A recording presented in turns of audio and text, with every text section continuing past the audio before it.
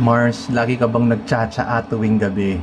Eto na, so meron tayo ditong lalagyan ng tsaa. Tapos nilalagay natin dito, tea bag, tsaka yan. Wala na kasi ako nung tsaa na wala sa tea bag eh. Pero manghihingi tayo kila Utol. Ayan, so yun yung tsaa. So yung nilagay ko dun na parang powder, yun yung from Lexis. Ito yun, no? Ginger brew powder with calamansi.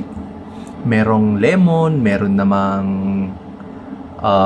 salabat, merong ginger brew lang, walang calamansi, merong lemongrass yung lasa, tas may sugar na rin yan. Pero I think magkakaroon sila ng variant na wala talagang sugar, which is yun yung most requested ng lahat kasi mas gusto ng iba, sila yung naglalagay ng honey, ng sugar, brown sugar, cocoa sugar.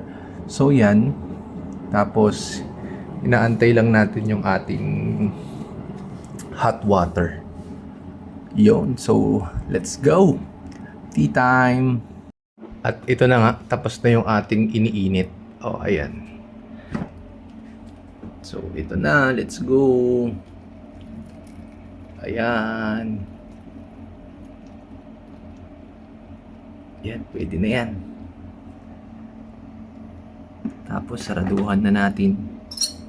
Tapos, hintayin lang natin medyo lumamig ng onti. At yun na. Tea time. Let's go!